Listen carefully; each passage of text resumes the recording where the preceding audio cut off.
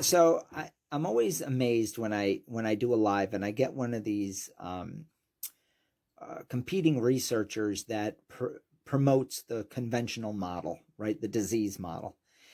And they say, and in the live, I'm saying you can get our book for free. You can go to our master class for free. You can get all these resources for nothing. 470 pages of research. And then they say, what are your credentials? And I said to them, I just told you there's 470 pages, 34 years of research. Take a look for free. And they say, you don't know what you're talking about.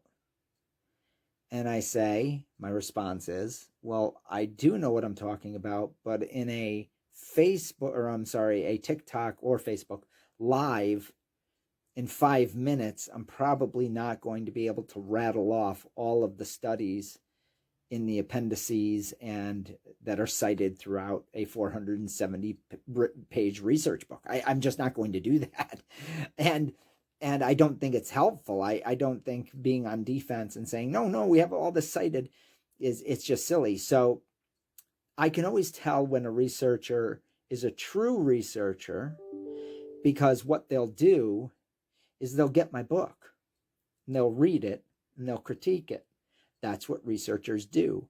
Just like I spent 12 years inside the cult of AA and knowing for half of that time that it was nonsense, but researching that model, trying to extract any bit of helpfulness that I could find that was effective for people.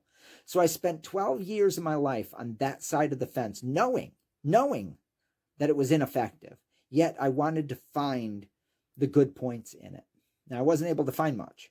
In the end, I had to basically debunk the entire model because it was mostly fiction, right? So, but my point is, I spent 12 years of my life on the side of the fence, on the opposing side of the fence, trying to understand it, trying to understand neuroscience, trying to understand the whole dopamine, brain disease ideals.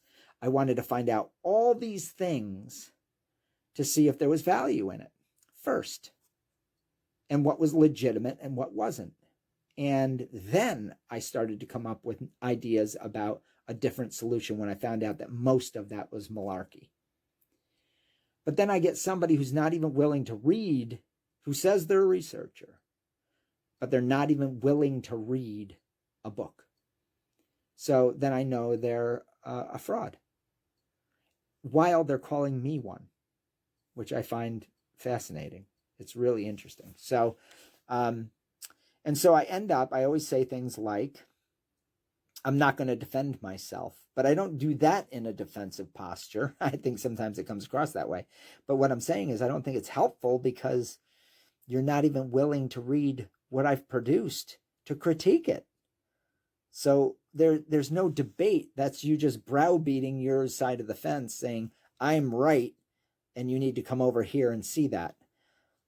I already spent over a decade, actually is more like 20 years if you count my youth and all what I experienced through my youth in the cult of Alcoholics Anonymous, all the way straight to 31 years old, on your side of the fence, studying intensely, gave up my 20s, lived with my research subjects for 12 years.